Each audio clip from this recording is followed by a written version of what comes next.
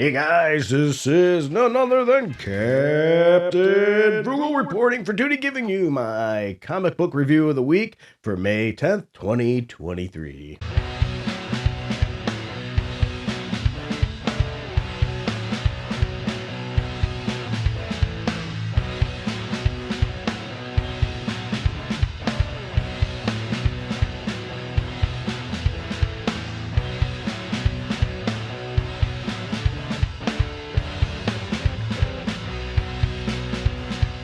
All right, all of you wonderful people, just to get started, just so you know, if I sound a little muffled and things, it's because my allergies are kicking my butt. Yeah, they were terrible today and the last few days.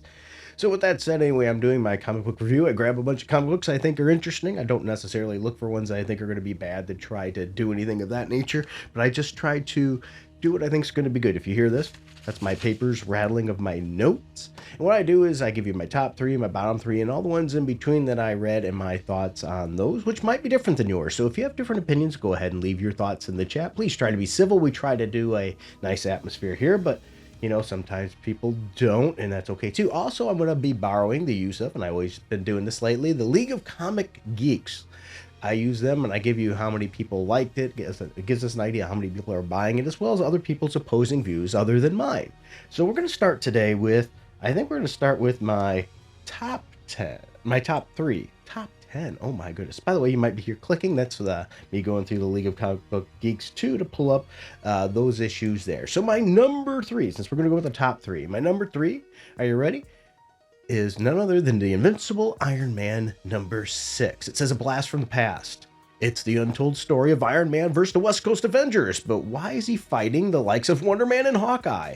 And how these events of the past affect Tony's future. Now, I really like this issue here, and I gave it a 7.4.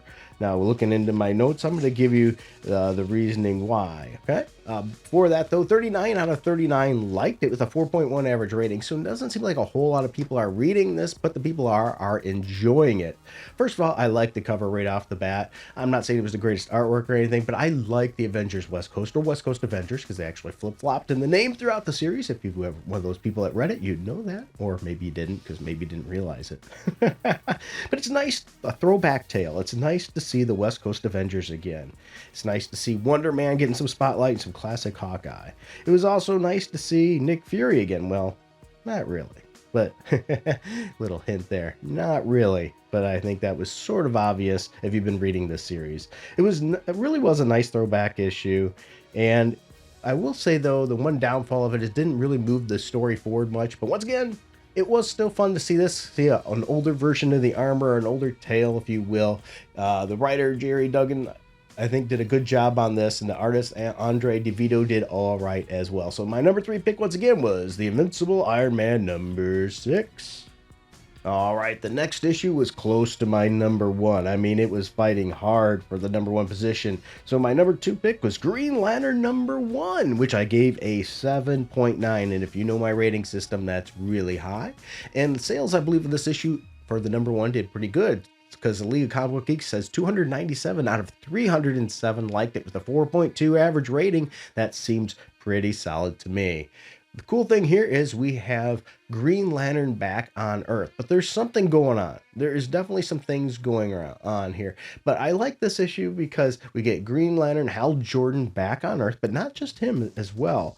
It's nice to see him there. It's nice first issue setting up his background cast for the series, and I think that's a nice group of characters. Very well done there. I will say this, even the side story was really good in this. Even the side story is giving a lot of impact. We have that with John Stewart. We see some Guy Gardner. We get to mention some other Green Lanterns. It's good. If you have not been a Green Lantern fan, it might be time to try out Green Lantern. If you've been waiting for Hal Jordan, definitely a good time to pick it up. We have some classic version of Hal Jordan, his cocky, arrogant ways. It's just playful ways. I love it. Great done. Well done. Writer Philip Kennedy Johnson, as well as Jeremy Adams on this. With the artist is Montos. And there's another one which I'm not even going to butcher his name. You might want to check it out. But otherwise, great issue. Strong start. I would suggest checking out the Green Lantern series. All right, it's time. It is time for my number one pick. Now, if you know me, you know I'm a little bit biased. You know some of the characters I really like, and this one got the top spot, but I think it deserved it beyond my bias. Bear me in mind that. And this is the final issue of the miniseries, Stargirl, The Lost Children, issue number 6. Yes, this is a mini. 79 out of 81 liked that in the League of Comics Geeks with a 4.4 rating, which was really good, so I guess I'm not alone. And this was chapter 6 of the Young Justice Society. The battle of the fate of the lost children is here. Stargirl faces off against Childminder on Orphan Island in hopes of saving these forgotten sidekicks from her monstrous clutches. But if she succeeds, what does that mean for the DC Universe Online? I will say this was a great conclusion here. Good art, great story, really did a good job sticking the ending. Often, sometimes writers get great big stories like this, and they fail really to stick the ending, or especially to have much heart, where this has it all. It has heart, it has a good ending, it's bringing the story forward. It really is good. If you have not been getting this, either get it in trade if it comes out in trade, or go out and buy the issues, the floppies, if you will, because I think if you don't, and you're a comics fan, you are really missing something here. Great issue. I gave that an 8.2. Yeah, an 8.2, a well-deserved good series. All right, next we're going to hit the bottom, the ones that usually mean to avoid, though I will say there's some avoid here. Yeah, definitely. But this week's numbers weren't too bad. So we're going to start with the number 3 of the bottom, and that was Captain Marvel, issue number 49. I gave it a 7.02. If you're unfamiliar, 7 means average.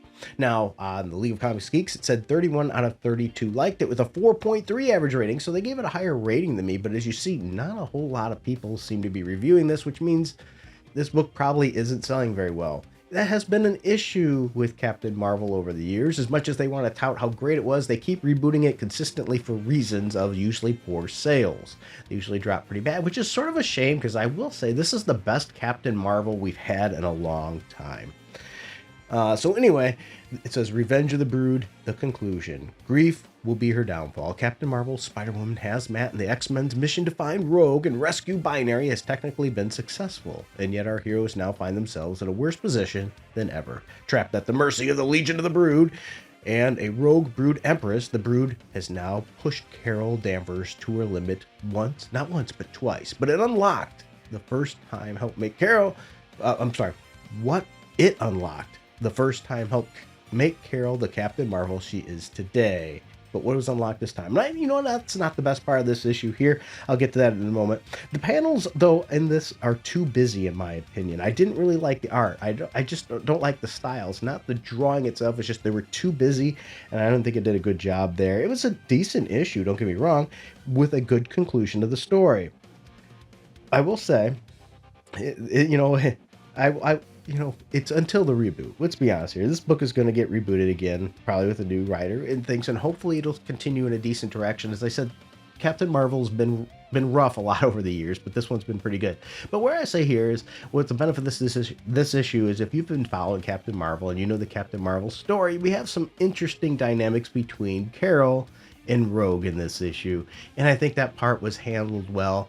And I enjoyed the issue. I can't complain. I know a lot of people loved the Butcher and bash Captain Marvel. I get it. She has a lot of reason to. It really does. But I don't think this time that this is one of those. All right, time for my number 2 at the bottom. I will say a lot of people seem to disagree with me on this one, and that's okay. My number 2 was Spider-Man 2099, number 2, where I gave it a 7.01. 21 out of 23 liked it with a 4 average rating, which means this book is probably not selling really well. I was really hyped up because we were going to get Blade 2099, and he seems pretty lame here. So, I mean, they took an opportunity to make a really cool character and made him lame. As the city burns, new allies join the fight to save New York from carnage. Yeah, it's just, I don't know. I think it's an underwhelming tale. Sad to say, I was hoping for more. I like the 2099 universe, but I think they've been failing to stick it in there with good stories. I think the writer could do definitely better with Ghost Rider as well, especially where they did the Ghost Rider and Spider-Man conversations, the animosity between them. Where did this come from? I didn't really see this animosity in any of the previous 29.99 Spider-Man and Ghost Rider interactions. So why is this all of a sudden? It just doesn't fit to me. Maybe I'm wrong there. Maybe tell me why I'm wrong, because maybe I missed something. I thought this was decent, but the story is moving a little slow as well. So 7.01. All right, now it's time for the bottom of the barrel, the very bottom one, the number one of the bottom. And I think everybody can predict what this is. Are we ready? It is none other than The Amazing Spider-Man number 25. Yeah, I think everybody's seen this coming. I gave it a 6.5, and I'm going to tell you right now, 98 out of 193 liked it they have here. That's a 2, and they give it a 2.7 rating. You know, and on top of that, whenever Dan Slott's going on Twitter trying to brag about sales and things like that, you usually know that it's not selling well. He's a habitual liar and tries to twist metrics all the time. He's done it in the past many times and was proving incredibly lying and wrong. And then when he gets all pissy, and that's why he blocks everybody on social media, which, by the way, is funny because he left, supposedly, he left Twitter because he couldn't stand the blue check mark, but he had to come back because, you know, he can't stop running his mouth. He can't help himself. Everybody knew it. He didn't even make it 2 weeks. He could not even make it 2 weeks. Anyway, the past and present collide in this issue, and this oversized and monumental piece of garbage, 25th issue. Your heart isn't ready for this one. Yeah, it sure isn't, because it sucked. It wasn't good. Readers are not liking this. I'm sorry, but when you've got 98 out of 193 liked it with a 2.7 average rating, you know it's not doing that good. I'm sorry. Spider-Man's had it rough for quite a few years. What really kicks everybody in the pants is Zeb Wells and the Marvel team are really doing everything they can to undo all the goodwill that this recently received. Yes, Spider-Man was doing better. We were getting some patchwork there with the Mary Jane's Peter Parker relationship and other things there. And then it's all getting thrown away. I was right. I'd like to say, too, when I said the kids are not really MJ's. I predicted that they weren't really hers, and I knew they were being a little disingenuous because they had a redheaded girl and everything. They were really trying to say it was and pull the wool over everybody's eyes. But I figured Marvel will do something to piss everybody off, but they won't quite go there. And they didn't, which surprised me in some degree, though. Zeb Wells was definitely trying to use it to get anger marketing. This was a common thing Dan Slott did. It sometimes gets a little bit of intrigue and it'll get people to look into it, and I get that. Don't like it, but I get that. But I think Marvel's been doing it so long that people are just like, okay, we're sick of it. We're not going to go check it out to see what damage you've done to the character anymore out of shock and awe. They're just going to say, I'm out. And I think we're seeing this because this is not good for Spider-Man. I'm sorry, but when like less than half the people are saying they like your storyline, you are probably messing up. The silly device, too, that gives MJ those crappy powers based on chance is ridiculous. I don't like that concept at all. The art was decent. That helped save the book a little bit. And here's something I did like about this issue is Captain America shows his respect for Peter, even though it was surprising how disrespectful the Fantastic Four were. But then again, it was written really crappy for the way Peter Parker treated them, too. So it was terrible. I'm really not a fan of this story arc at all. That's why I gave it a 6.5, which, is right up there around with the rest of the League of Comics Geeks.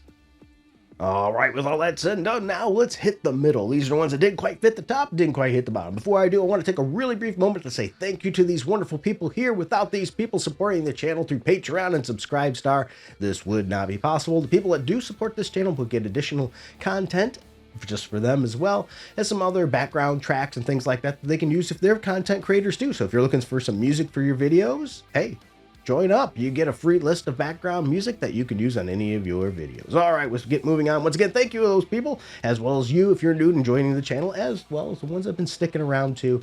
You've been nothing but a blessing. All right, one of mine from the middle is Ghost Rider number 14 with a 7.3. 42 out of 44 liked it, which means it's probably a mid-selling issue, which makes sense for Ghost Rider, with a 3.9 average rating. I think that's pretty fair.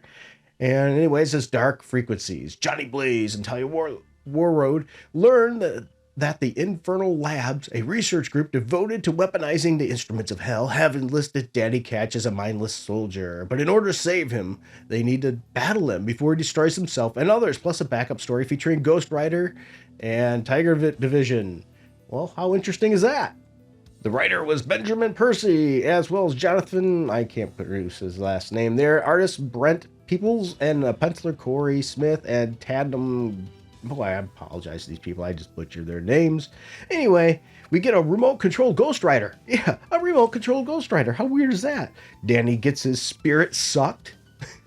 Yeah, some sucking Ghost Rider action there. And can Johnny save Danny? The cover art I thought was very cool on this issue. The story is pretty good. I gave it a 7.3. I think that was pretty fair. Maybe even deserved a little better. I don't know. What did you guys think of the Ghost Rider issue number 14? And speaking of Ghost Rider, let's talk about another issue of Ghost Rider. We got Cosmic Ghost Rider issue number 13, which I gave a 7.03. League of Comics Geeks had 27 out of 29 liked it, which means probably not a lot of people are buying into this. So only people are getting it are really big into Cosmic Ghost Rider. With that said, they had a 4.1 average rating, which was higher than I gave it. Valkyrie vs. Cosmic Ghost Rider. It's the Mighty Valkyrie versus Cosmic Ghost Rider, but which of the now two riders is she facing? As the mystery deepens, the two Cosmic Ghost Riders draw closer to one another for a final confrontation in the depths of space. But first, they both must survive the bevy of bounty hunters, heroes, and villains in hot pursuit. Writer Stephanie Phillips, artist, I'm not even going to bother with that guy's name. Well, I did bother. I just failed that. Well, anyway, if you're a Cosmic Ghost Rider fan, you might like this. It's okay.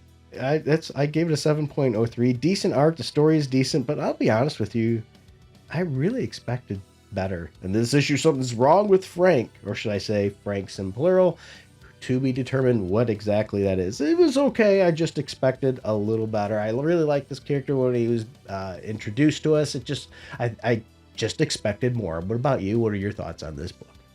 And to fit the last of the mid-card was Daredevil issue number 11, whereas I gave it a 7.04.